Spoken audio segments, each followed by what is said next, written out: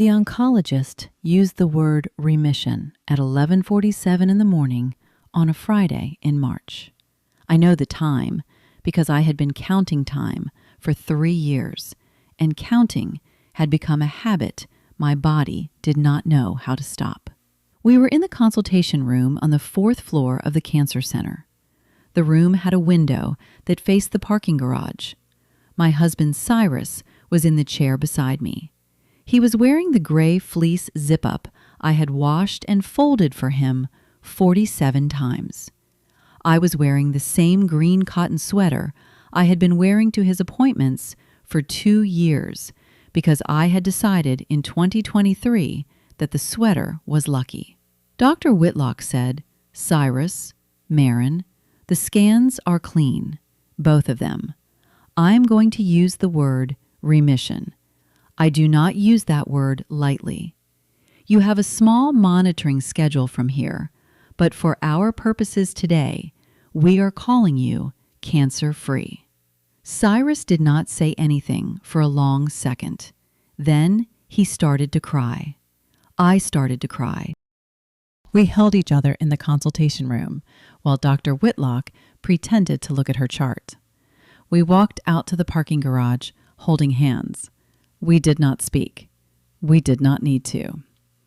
We had been holding our breath for 3 years, and we were both letting it out at the same time. We drove home. I made grilled cheese sandwiches because they had been the only thing he had been able to eat for 2 weeks after his last round of chemo, and I had wanted to make them for him on a day he could actually taste them. We ate them at the kitchen table. The light was coming in through the window over the sink. He set his sandwich down. He looked at me. He said, "Maren, there is something I need to tell you." I thought he was going to say thank you. I thought he was going to say, "I love you." He said, "I want a divorce." Welcome back to Broken Relations Stories. If you are new here, this is a channel for the women who carried something heavy for a long time and were told at the very end that they had been carrying it for nothing.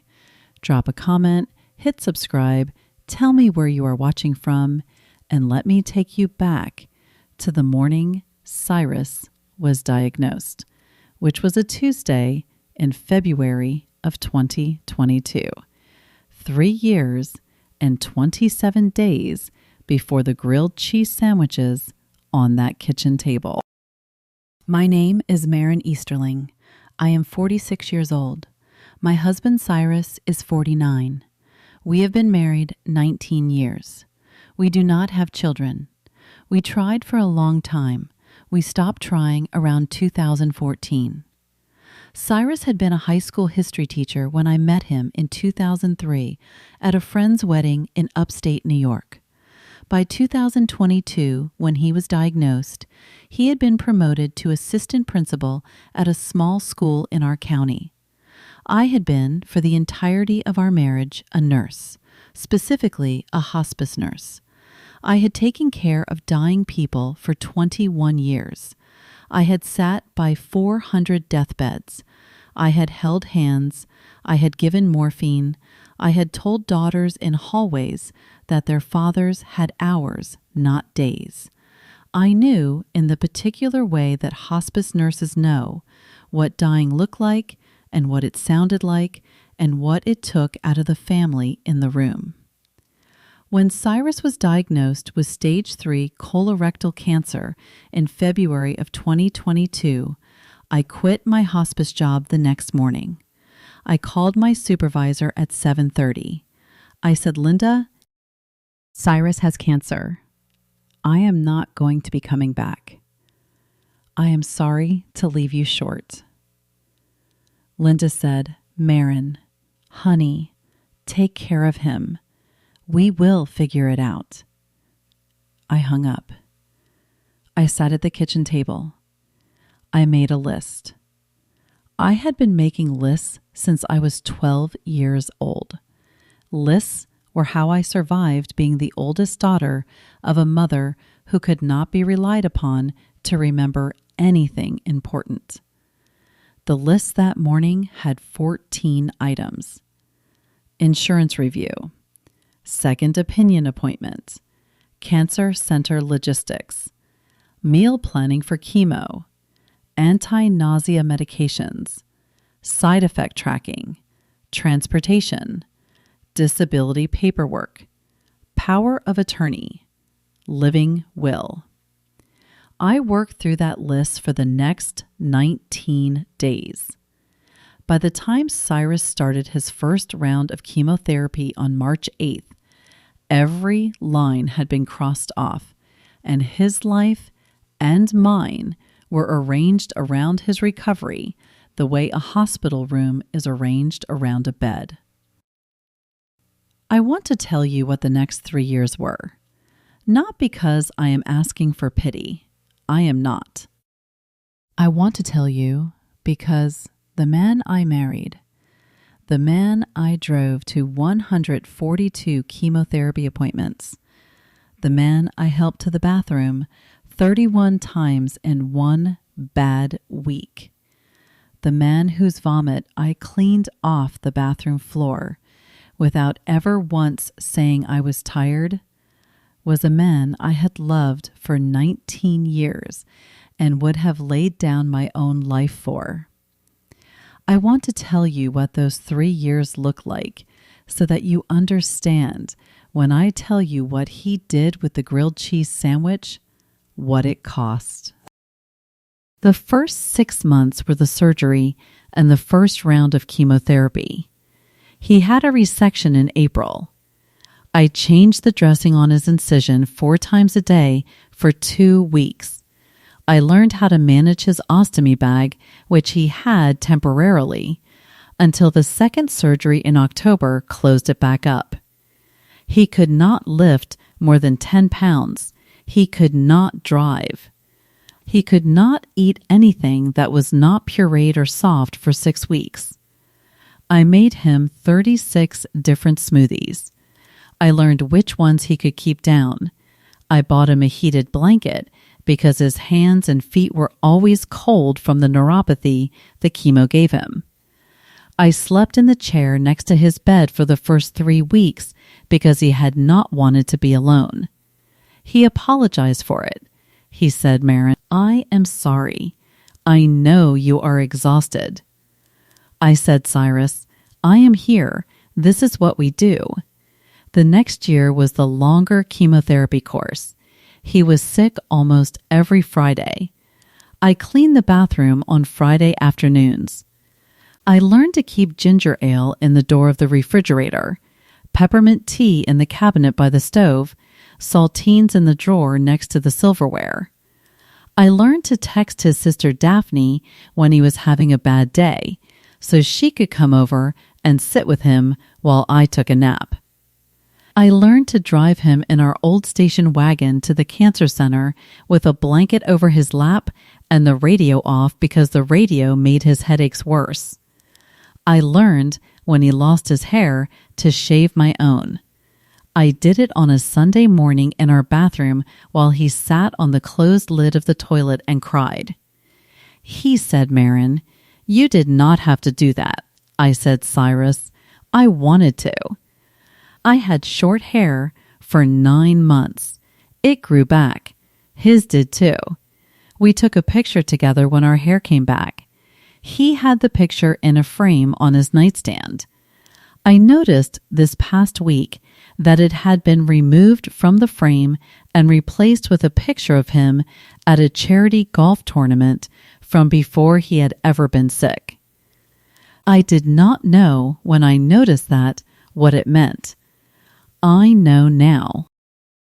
I want to tell you something specific about that year because I think it matters. Around the 3rd month of the longer chemo, Cyrus had a bad week. He had been losing weight he could not afford to lose. He had been refusing food. He had been refusing the smoothies. He had told me on a Wednesday morning that he wanted to stop treatment. He had cried in our bed. He had said, "Maren, I would rather die than feel like this." I had sat with him for 2 hours. I had not argued with him. I had been a hospice nurse for 21 years. I knew, in the particular way that hospice nurses know, when a person is genuinely choosing to stop and when a person is talking through a wall of suffering and needs to be heard out before they can decide anything. Cyrus had been the second one. I had let him talk. I had brought him cool water. I had rubbed his back. By the afternoon, he had agreed to one more round. By the evening, he had eaten half a piece of toast. By Friday, he had gotten through the next infusion. I had not told anyone, not even Wynne, about that Wednesday. He had asked me not to. He had said, "Maren, I do not want anyone to know I almost gave up." I had kept that secret for 2 years. I am breaking the secret now on this channel because Cyrus did not keep my secrets, and I have decided that I am no longer obligated to keep his. He almost gave up. I held him through it. He used the strength I gave him to leave me on a Friday in March. I want to say that clearly because someone watching this needs to hear it. The work you do for someone in their worst week is not a loan they will repay. Sometimes it is, and sometimes it is the most beautiful thing in a marriage, and sometimes it is a gift you give to a person who does not turn out to be the person you thought you were giving it to. Both are possible. Both are true. You cannot know in advance. The second year was scans every 3 months. Every scan was a held breath. Every scan was a phone call from Dr. Whitlock that took 2 hours longer than it should have. Every scan was a return to the consultation room. Every scan, I sat in the chair beside him in the green cotton sweater, and I held his hand, and I did not let my face show anything. When the scans were clean, we cried. When the scans showed something, which they did twice in that second year, we cried in a different way. The second time, in October of 2023, the scans showed a small spot on his liver that turned out to be benign. We did not know that for 3 weeks while we waited for the biopsy. Those were 3 of the hardest weeks of my life. He could not work. I had taken time off from a per diem job I had picked up at the local hospital because we needed the money and his disability had not been approved yet. I had been working night shifts and sleeping when he slept, and not sleeping when he could not sleep, which was most nights. When the biopsy came back benign, he held me in the kitchen for 11 minutes without letting go. He said, "Maren, I owe you my life. I owe you my life. I owe you my life." He said it 3 times. I have thought about those 3 sentences many times since the morning of the grilled cheese. He had said them. He had meant them. Something between October of 2023 and March of 2025 had changed his mind about what they meant. The third year was a maintenance chemo regimen and the slow return to something like normal. He went back to work part-time.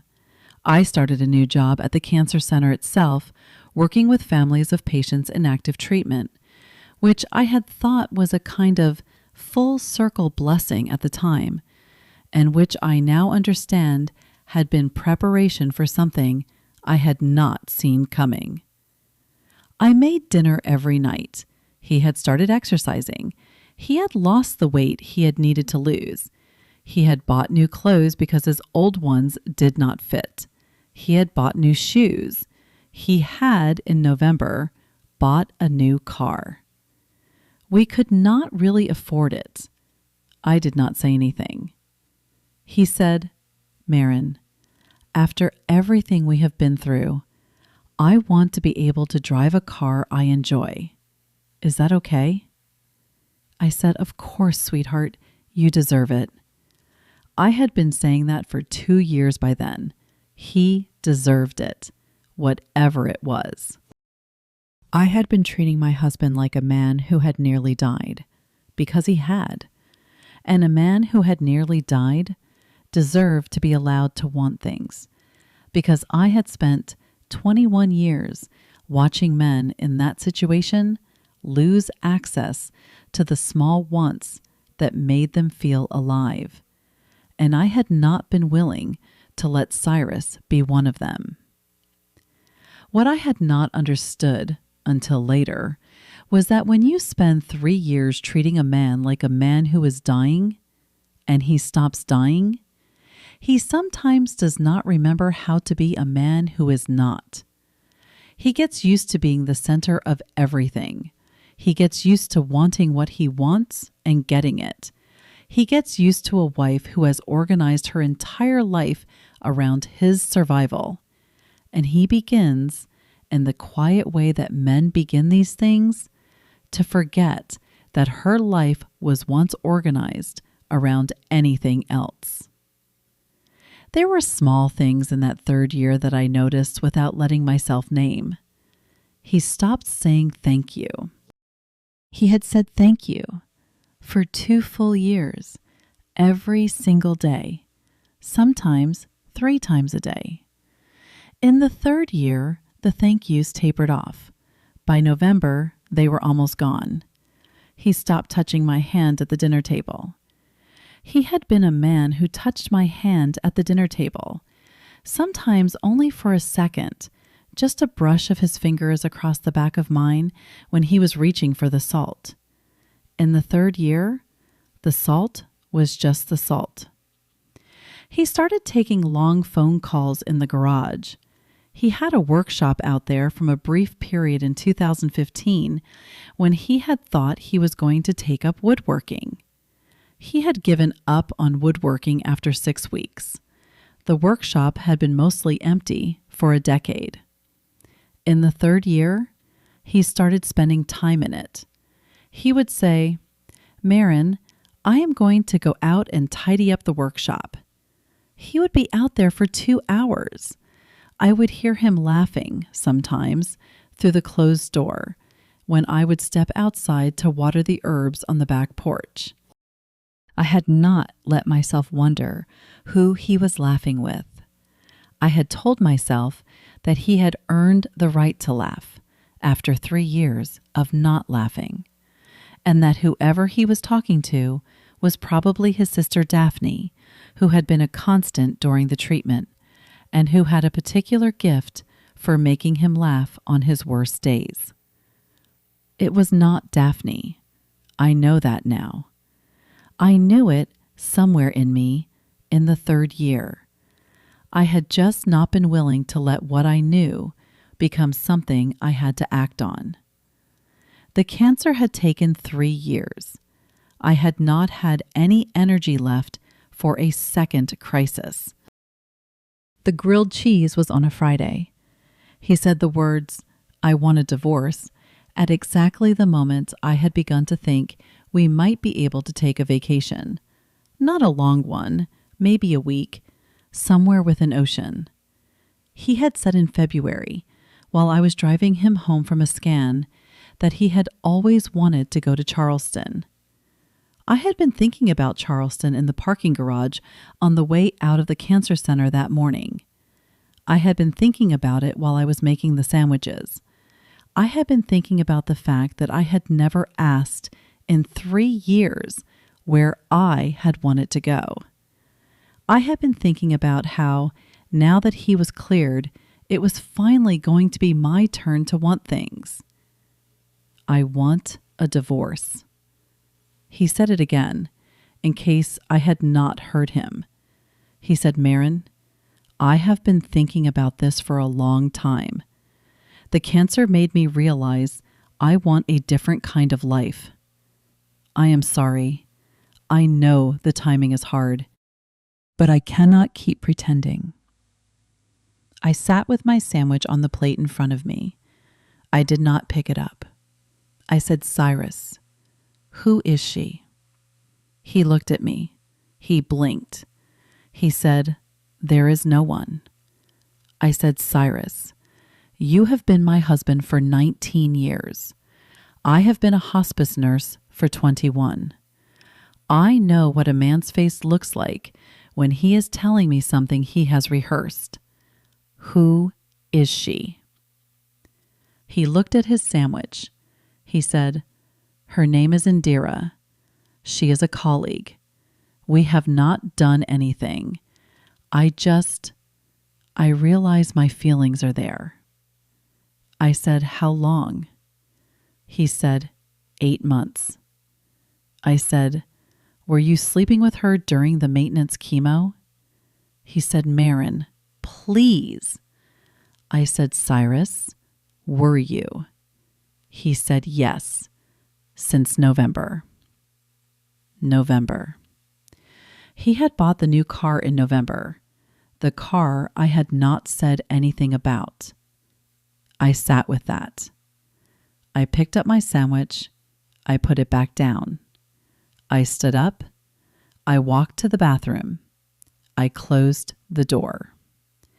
I sat on the edge of the bathtub for 11 minutes. I did not cry. I did not throw up. I did not scream. I had been holding so much for 3 years that there was no room in me for anything new. I had a kind of fullness that felt like emptiness. After 11 minutes, I stood up. I washed my hands. I went back into the kitchen. Cyrus was still at the table. The sandwiches had gone cold. I said, Cyrus, get out of this house. Take whatever fits in your car. I am calling my sister. I am calling my attorney. I am calling Daphne. By the end of this weekend, I do not want any of your things in this house. Do you understand? He said, Maren, let's talk about this. I said, we are talking. You are leaving. He stood up. He started to say something. I held up one hand. He stopped. He went upstairs. I called my sister. If you have ever spent 3 years giving everything you have to a person who decided at the end of it that what you gave was not what they wanted, then you know what that quiet at the kitchen table feels like.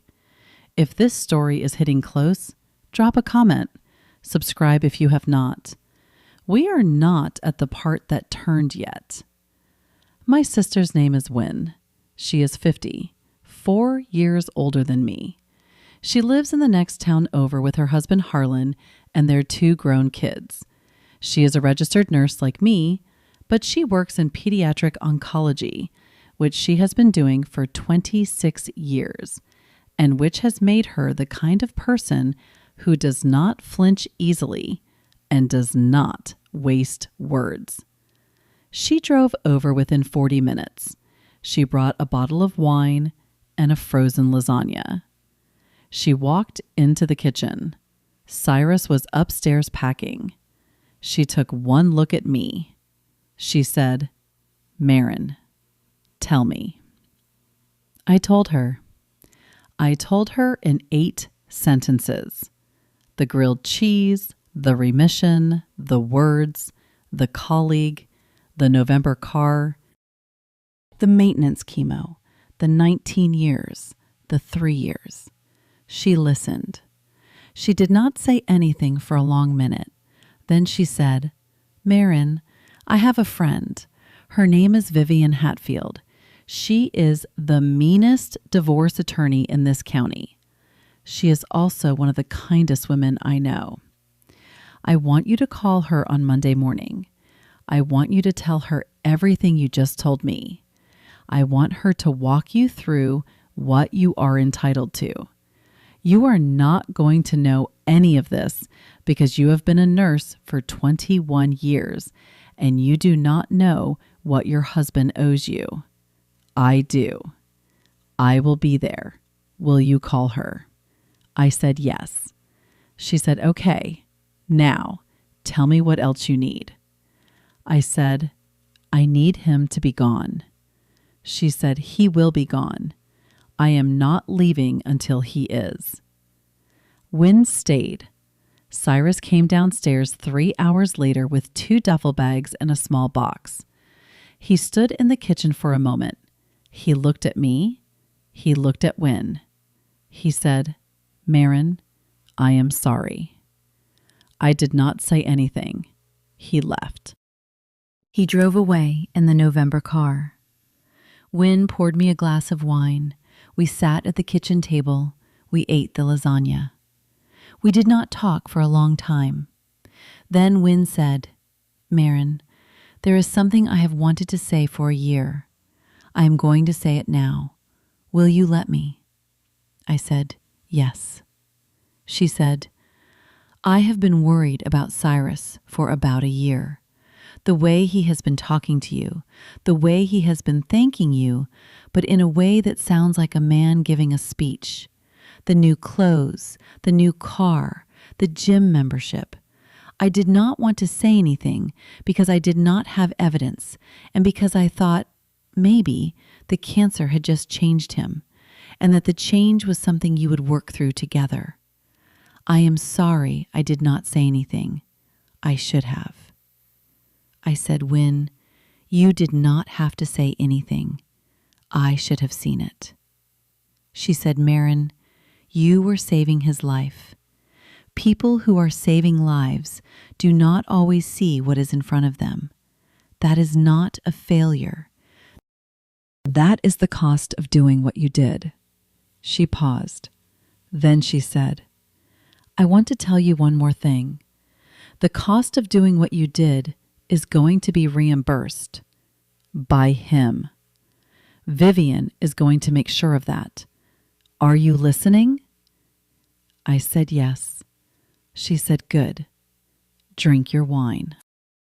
Vivian Hatfield was 58, a former federal prosecutor who had moved into family law 15 years earlier after, she told me in our first meeting, realizing that the bad things happening to women in this county were not being adequately punished, and that I had a particular set of skills that might be of use. She had a small office on the second floor of a brick building downtown. There was a watercolor of a heron on the wall behind her desk. She had reading glasses on a beaded chain around her neck. She wore a navy blazer over a cream blouse. She had, when I walked in on that Monday morning, a yellow legal pad in front of her and a cup of black coffee at her elbow. She said, Maren, tell me everything from the beginning. Do not skip anything. I have nothing else this morning. Take your time. I told her. It took an hour and 22 minutes. She wrote on her legal pad the entire time. She did not interrupt once. When I was done, she set down her pen. She took off her glasses. She rubbed her eyes. She put her glasses back on. She said, Maren, here is what I think we have. We have a 19-year marriage. We have a wife who quit a stable career to provide full-time medical care for her husband during a 3-year cancer treatment. We have documentation, I assume, of every medical appointment, every prescription, every transport, every meal plan, every dressing change. Yes? I said yes. I kept a binder. She said, of course you did. She smiled. We have a husband who, during the maintenance phase of his treatment, began an affair with a colleague. We have, presumably, financial decisions made during the period of his illness that you can speak to, including a recent vehicle purchase. We have also, presumably, a marital home, retirement accounts, and savings that were either accumulated jointly or that you contributed to during your years of employment prior to becoming his full-time caregiver? Yes? I said yes. She said, good. Here is what we are going to do. We are going to file a divorce petition alleging adultery. Some states matter on that, some do not. But our state does, and a judge in this county is going to find it relevant when we get to equitable distribution. We are going to file a motion for alimony, both temporary and permanent. We are going to argue for what I will call internally a caregiver credit. The court does not have a formal name for this, but we are going to ask the judge to consider that you provided 3 years of skilled professional nursing care to your husband at zero cost to him, the market value of which, if he had hired a registered nurse with your credentials privately, would have been somewhere between $180,000 and $250,000 over the 3-year period. We are going to ask the court to consider that contribution to the marriage when it divides the assets. We are also going to consider, depending on the state of his retirement accounts and his disability income from this past year, whether you have a claim to a portion of the disability that was paid during a period in which he was, technically, also conducting an extramarital relationship with funds that may have been used to support that relationship. We are going to be aggressive. I am not going to apologize for being aggressive. He spent 3 years asking you to keep him alive. The least he can do, now that you have, is pay you what your work was worth. I sat with that. I said, Vivian, I do not want to be greedy. She said, Maren, honey, look at me. You are not being greedy. You're asking for the value of your labor. There is a difference. You have spent 21 years undervaluing the value of your labor. We are not going to do that here. I said, okay. She said, good. We start tomorrow. We started the next morning. Vivian filed the petition. Cyrus had hired an attorney, a man named Royston Heller, who worked out of a strip mall office and who had, Wynn told me later, a reputation for taking cases he could not win because he liked the billable hours. Royston's first move was to argue that the cancer had been a mutual journey and that any caregiver claimed by me was without legal merit. Vivian's response was 14 pages long and included a deposition request for Indira. Indira, when subpoenaed, retained her own counsel within 4 days. Within 2 weeks, the negotiation tenor changed. Royston, who had clearly been told by his client that this was going to be a quick, uncontested divorce, began to understand that it was not going to be either. Vivian, in our 4th meeting, said, Maren, I have been doing this for 15 years. I want you to know something. Your husband's attorney is not as good as I am. He is hoping to wear us down. We are not going to be worn down. Do you understand? I said, I understand. She said, good. Hold the line. I held the line for 7 months. During those 7 months, I went back to full-time work at the cancer center. I sold the gym equipment Cyrus had bought during the maintenance year for $1,800 to a couple who lived 3 towns over and who picked it up in a pickup truck on a Sunday afternoon. I painted the bedroom that had been our bedroom a soft sage green. I bought a new mattress. I gave the old one to a charity that delivered furniture to people leaving shelters. I planted a small garden in the side yard. I had not had time for a garden in 3 years. I planted tomatoes and basil and a row of marigolds my grandmother had always grown to keep the rabbits out. I drank coffee on the back porch in the morning. I watched the cardinal at the feeder Wynne had given me as a moving on present, which she had hung on a shepherd's hook in the yard the weekend Cyrus moved out. I noticed, for the first time in 3 years, that I had not been noticing anything. I had been performing the actions of a life without registering them. I had been keeping a man alive. I had been good at it. I had been so good at it that I had forgotten I was also a person. There was a deposition during those 7 months that I want to tell you about. It was Indira's. Vivian had requested it. Royston had fought it. The judge had granted it. The deposition was in a conference room in Vivian's building on a Wednesday morning in July. I attended. Vivian asked me ahead of time whether I wanted to. She said, "Maren, some clients find it cathartic. Some find it painful. Some find it both. You can decide the morning of." I decided the morning of. I attended. I sat in the back of the room in a navy dress. Indira was 38, divorced with 1 teenage daughter. She was a colleague of Cyrus's at the high school. She had begun the affair in November, the month Cyrus had bought the new car. Vivian asked her, with the patient precision of an attorney who has done this 400 times, when she had first known that Cyrus was married.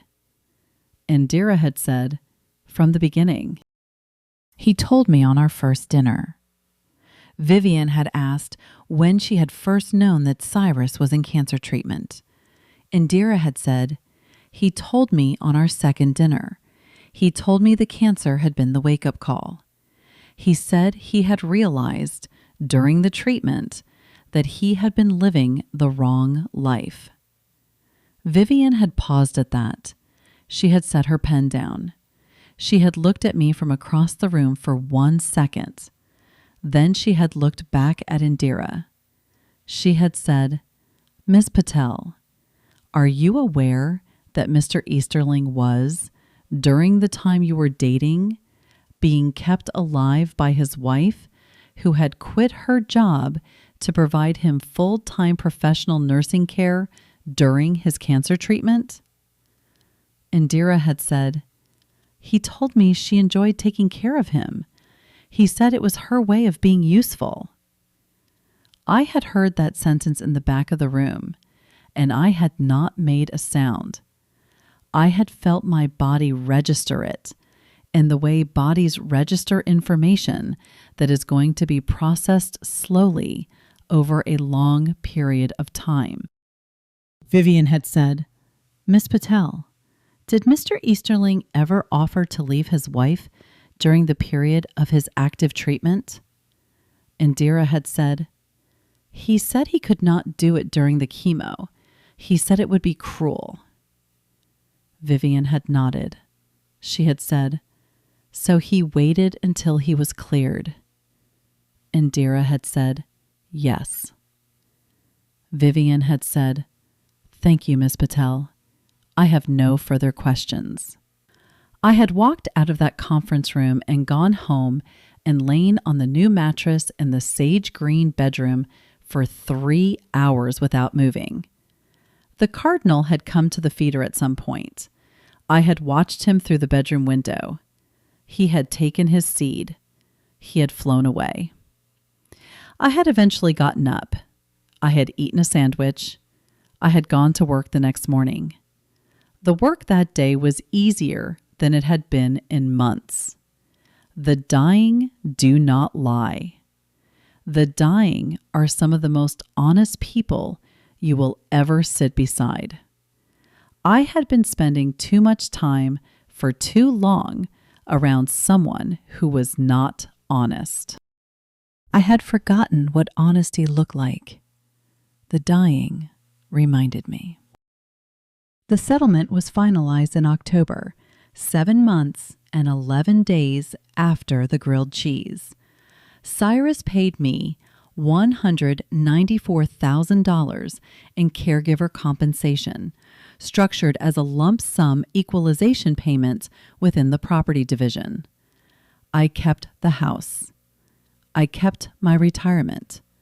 I received 60% of his retirement accounts based on the equitable distribution argument Vivian made. I received alimony of $2,400 a month for 5 years, which was less than Vivian had asked for, but more than Royston had thought we would get. The November car stayed with Cyrus. He left the marriage with his clothes, his retirement, 40% of it, his car, and his new relationship with Indira, which had, by the time the settlement was finalized, ended.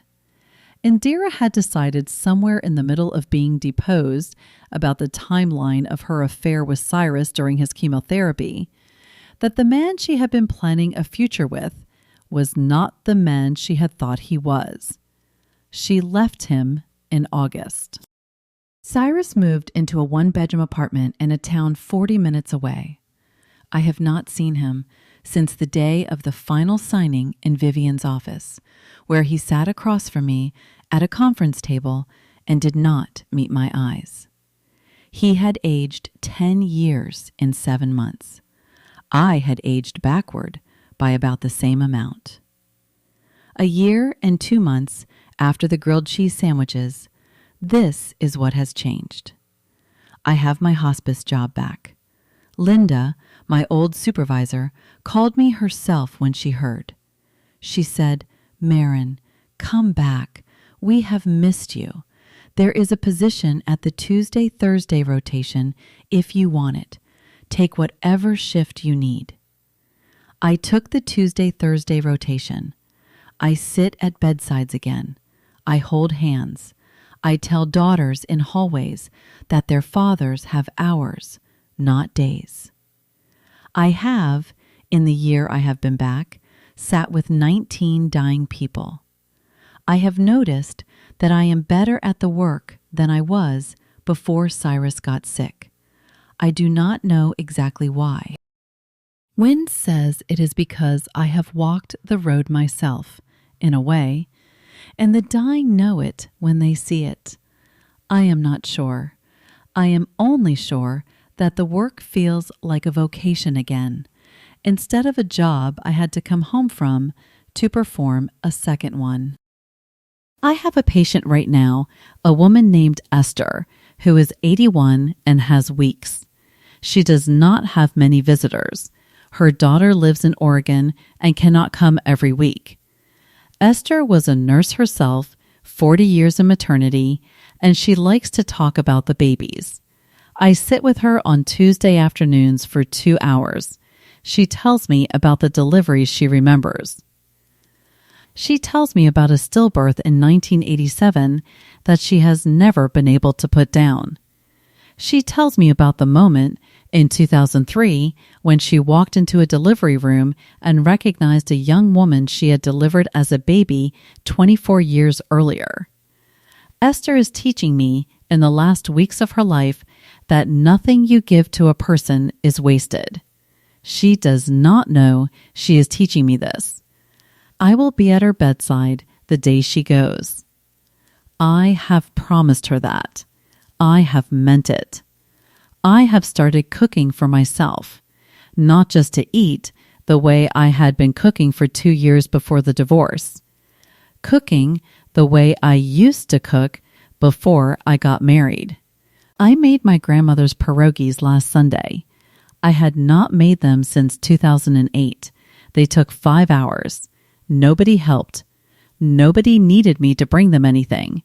Nobody called from the upstairs bedroom to ask if I could come up.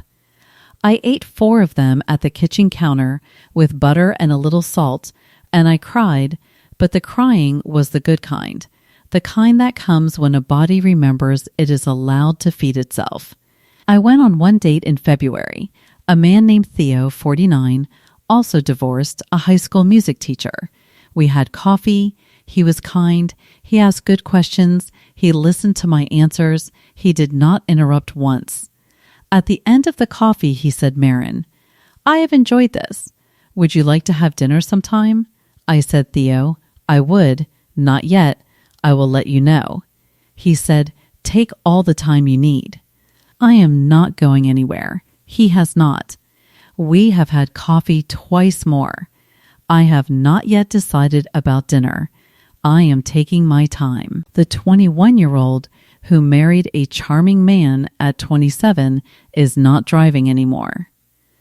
The 46-year-old who knows what her labor is worth is. She does not rush. She takes her coffee slow. The cardinal still comes. He has been bringing a female lately. They sit on the fence together. They do not seem to mind the marigolds. I have started watering the garden in the evenings when the light is the color of weak tea, and I have started having a small glass of wine on the porch while I do it. I do not know if the wine helps the garden. The wine helps me. The garden is going to be fine either way. Wynne comes over on Sundays now. She brings her husband Harlan sometimes, and sometimes she comes alone. She always brings a casserole I do not need, but always eat. We sit on the back porch. We talk about the kids she takes care of in pediatric oncology. We talk about the patients I sit with. We do not talk about Cyrus. We did for the first 3 months, all the time. Then we stopped. There was nothing left to say. He had been a long chapter in a longer book. The book is mine again. Last Sunday, Wynne brought me a small plant, a geranium, pink. It came in a terracotta pot with a chip on the rim. She said, Maren, I want you to have this. I have had it for 2 years. It needs more sun than my kitchen window gives it. Your back porch is perfect. Will you take it? I said, Wynne, yes. She said, good. Take care of it. It is a tough little plant. It will bloom for you if you let it. I put it on the back porch. It bloomed within a week. I sit on the porch in the evening now with the geranium on the small table beside me and the cardinal at the feeder and Esther in my heart from Tuesday. And I think sometimes about the woman in the green cotton sweater who sat in the consultation room 3 years ago and held a man's hand while he heard a diagnosis. And I want to tell her something. I want to tell her that the love she felt for him in that room was real. The love is not the thing that failed. He was. There is a difference. The love is what taught her to keep someone alive. The love is also what brought her, eventually, to this porch, with this geranium, with this cardinal, with this glass of wine, with this whole quiet evening that belongs to her. The love has not been wasted. It has, in fact, just been transferred to the bedsides, to the dying, to the woman with the pierogies at the kitchen counter, to herself. If you made it this far, I want to ask you something. Have you ever given everything you had to keep someone alive and discovered on the other side that the person you were keeping alive was not the same person you had thought you were saving? Drop it in the comments. Tell me about it. Tell me how you found your way back. Tell me if you have not yet, because you have not yet, and I want to hear from you. Tell me also about the sister or the friend or the woman in a navy blazer in a brick building who looked at you across a desk and told you that what you did was worth something. I read every single comment. I mean it. I will leave you with one thing. If you are a caregiver right now, listening to this on your phone in a hospital cafeteria, or in a parking garage between scans, or in your kitchen at 2 a.m. while someone you love is asleep upstairs, I want you to know something. The work you are doing is real work. It has a market value. Even if the person you are doing it for will never repay it, even if the person you are doing it for will one day decide that you were never quite the wife they wanted, the work has value. You have value. Both of those sentences are true at the same time. Hold on to them. Write them on a piece of paper if you have to. Tape them to the bathroom mirror. Come back to them on the bad days. I am here. I have been where you are. You are not alone. If you know someone who needs to hear this today, share it with them. There are more stories like this on this channel. The link is in the description. I will see you in the next one. Thank you for being here. I mean that too.